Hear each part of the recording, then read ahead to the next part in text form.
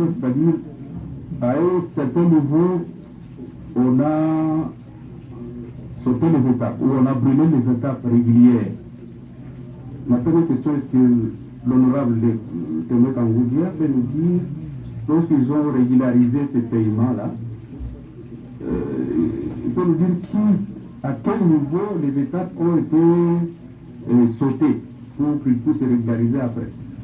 Ça, c'est le premier point. Et le deuxième point, qu'est-ce qu'il connaît du dossier avec Ousmane, où il a reçu un acompte sur 57 millions de dollars américains.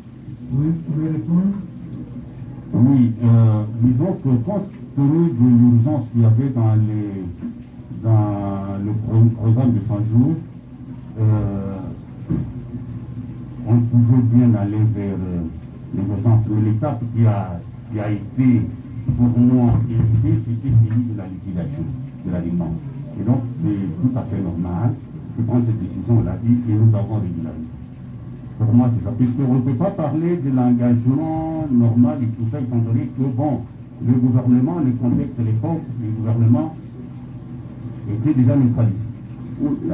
Ma question, c'est de savoir qui a sauté cette étape pour revenir après, pour qu'on régularise. Ça, je ne sais pas. Moi, j'ai vu simplement le ministre des Finances m'envoyer un document pour demander la régularisation de l'argent.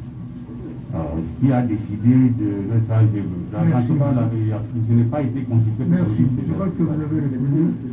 Le deuxième aspect de la question, 57 millions avec... oui, pour Ousmane.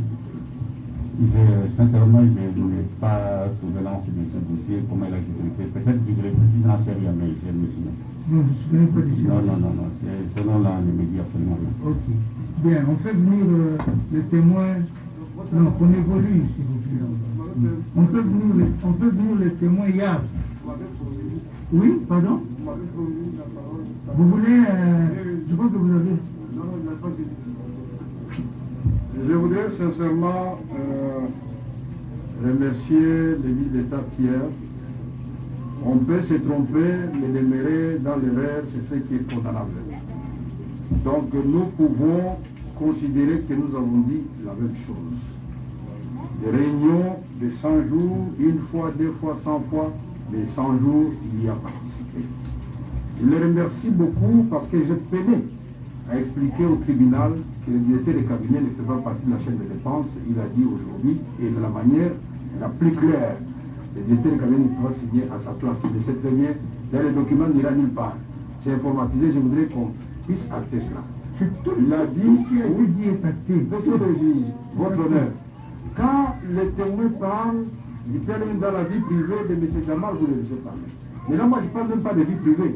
Je suis en train de remercier les témoins pour que nous ayons Non, il n'y a pas... Non, il y a la dernière question qui a été posée ici. Il n'est pas prévu de remercier les témoins dans la Ok, bon, je ne les remercie pas, mais je relève. Oui, vous les laissez... Merci votre honneur.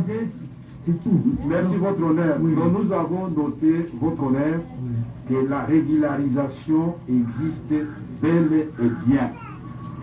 Et ici le programme, comme l'a si bien dit le ministre d'État, c'est un programme d'urgence. En cas d'urgence, lui peut régulariser après le paiement par son homologue du ministère des Finances. Que cela soit acté.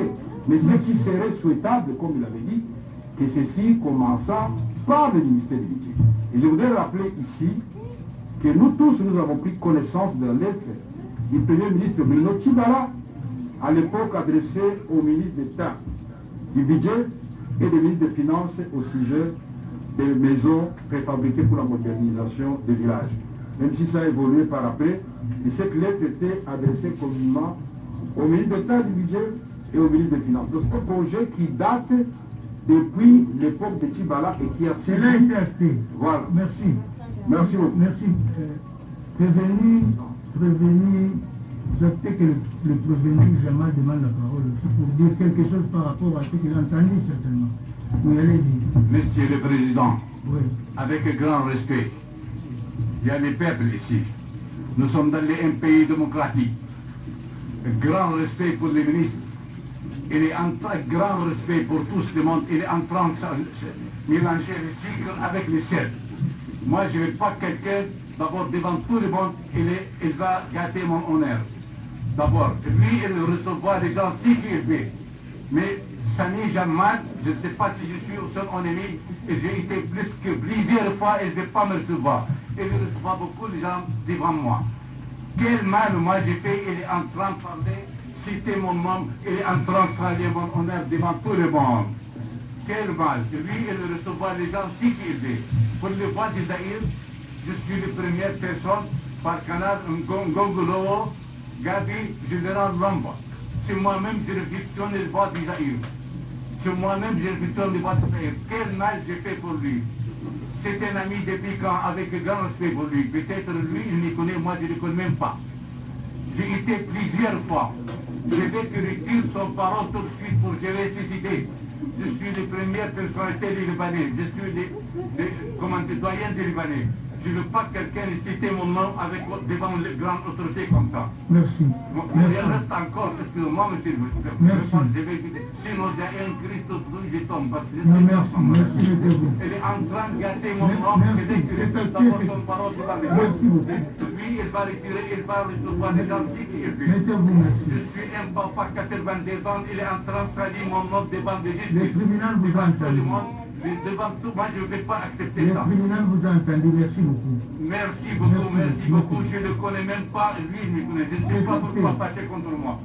Merci beaucoup. Je vous en prie. Bien, je crois. Non, c'est fini. Vous êtes témoin, vous êtes venu témoigner, vous n'êtes pas opposé au parti. Vous n'êtes pas parti au procès. C'est fini, je crois. On fait venir le. Non, on fait venir le ministre. Maître, le tribunal a acté sa déposition et c'est ce qui est Il va important. retirer ce qu'il a dit. Vous voulez qu'il retire ce qu'il a dit contre vous? Bien, vous pouvez alors... Bon, je ne sais pas ce que je vais retirer, mais je retire ce qui nous fait que je retire là, c'est retiré. Merci. Ok. On peut appeler le ministre on appelle l'ancien ministre des Finances, Henri Yave. Je crois que je parle aux responsables. Les incidents ne serviront absolument à rien. Nous avons besoin tous de la sérénité pour une bonne administration de la justice. Terminé, et puis on est Bien, merci, Monsieur le Président. Tout au long de ces explications, vous êtes rendu compte qu'il y a une certaine inimitié qui se dégage entre le témoin et le prévenu Jamal. Il y a des antécédents. Il y a des antécédents, parce que quand vous parlez d'un vieil ami depuis 93, et puis vous évoluez en disant que l'autre est venu dans mon antichambre, le bureau, il voulait se suicider. Vous allez vous rendre compte, Monsieur le Président, il n'y a jamais eu de très bonnes relations entre les témoins. Raison pour laquelle nous sollicitons tout simplement le rabattement du serment du témoin qui est parvenu. Bien, merci. Le ténor va apprécier ces déclarations. Je crois qu'on peut évoluer, Monsieur le procureur. Je crois qu'on peut évoluer. Nous avons plus d'une dizaine de témoins. Je pense qu'on peut commencer à les faire venir. Oui, allez-y, Monsieur le procureur général.